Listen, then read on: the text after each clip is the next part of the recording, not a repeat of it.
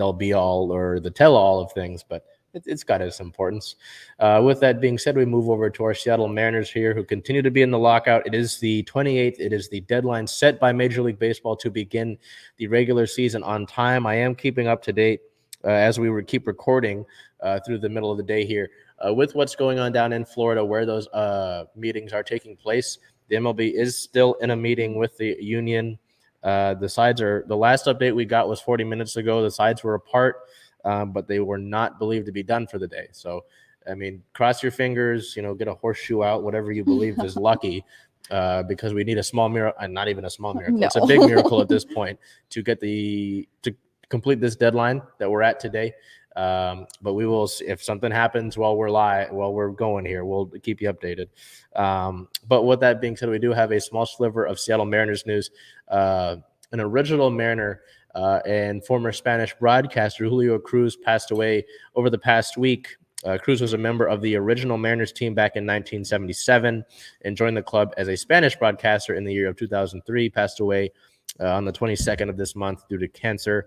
He was 67 years old. I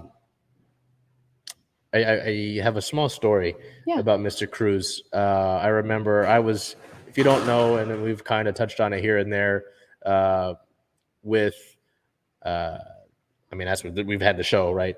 I work game days with the Mariners. And I was working at a store that is directly across from the stairs that leads up to the broadcast booth. And this man comes up to me. He goes, "Hey, I need a bag and a few pens for these people that are coming to the game." And I look up and I'm like, okay, we've got masks. It's hard to tell with people, right? You got a mask on. I might not know who Bel is, just someone, so I go, okay, but I look down at his badge and I'm like, that says Julio Cruz. I'm like, I can read still. I'm like, oh boy. And so I had a nice conversation with him, talked to him about, all the sports journalism stuff that was going on. This was back in, I'd say, July of this past season. So, we weren't even doing CSS on Converge yet, right? And he was just very, very gracious, very kind with his time. It was very encouraging, so just keep going, keep working on it. Guy that didn't even have to acknowledge me or just give me what I need to get out of here, right? Yeah. It was a very nice man. Just that little moment, that 5 minutes I had with him, and just reading about Julio Cruz, it's just kind of the guy he was, it seemed like. So it sucks that we lose a part of the Mariners family there. And someone, as I said, part of the original Mariners back in the day. So that sucks. And obviously thoughts go to the Cruz family. And just hope that whoever takes up that job can you can hope they can fill those shoes. But that's obviously really difficult to do. With the lockout itself, so we've got some prior notes to look at before we see if we get anything else going on today.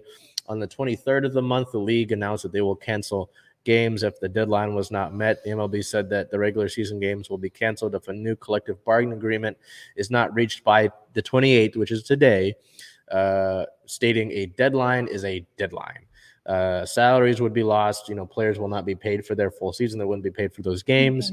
Only small changes were made in the meeting that day. So if you didn't know, the players in the league have been meeting every single day since the 21st, last Monday. They've been meeting every single day down in Florida and trying to work on it.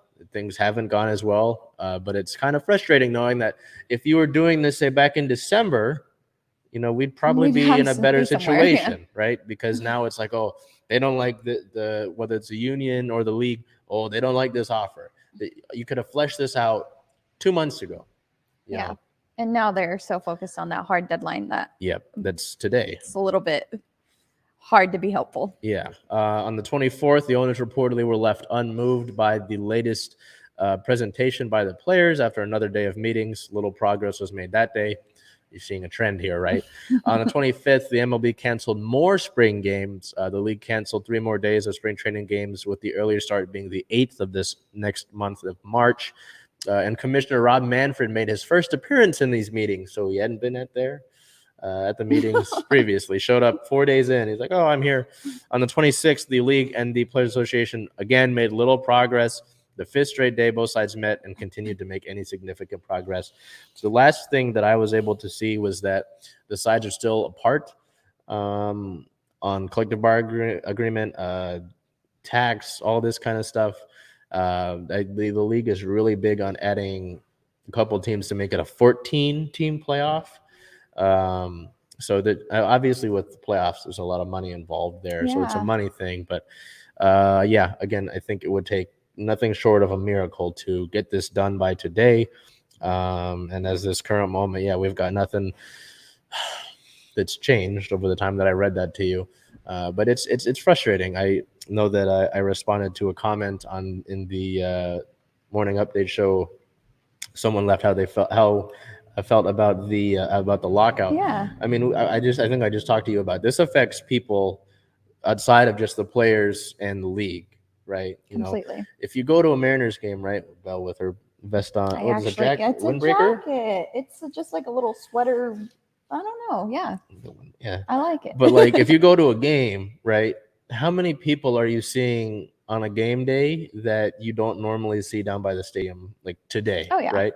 Like the hot dog vendors, the people that work in the stadiums, the people that work in the bars and the restaurants around the building, even downtown here, the people that might go and stop and get a bite to eat before they head down to Soto.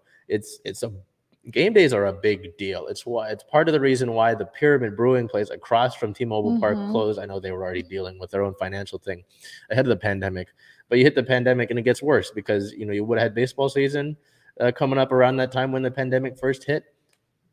Gone. Yeah. Can't make any money. The hope is lost. In Queen Anne, when the Sonics left, Queen Anne, well, now Uptown, I'm going to call it Queen Anne. Queen Anne suffered a lot when the Sonics left because around that time, because of how much money that was brought in. I go into the Armory now. When I wear my badge, they say, "Hey, you guys bring in money." There's money that is made with sports, right? Yeah. And so with a thing like the lockout, you're affecting a lot more than just the players' union and the league. There are people that probably depend on the income of these, game day jobs, or even maybe it's just in-season jobs, right? And so there's no positive really that you can see from this, because what we've been talking about in the weeks leading up to this deadline is the popularity of the league in the game of baseball, already something that's kind of sort of dim in this country, let alone the world. I mean, baseball, that's kind of the focus that we've had, right?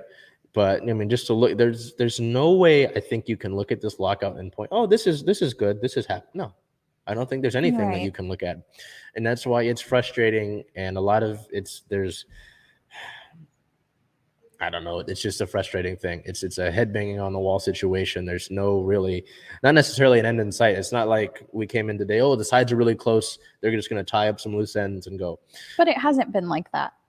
I mean, every time that we've reported on it. So yeah, sides are far apart, so it's difficult to look at, and it's not even like I can tell you, oh, at this point it'll get better. No, because there's this deadline, and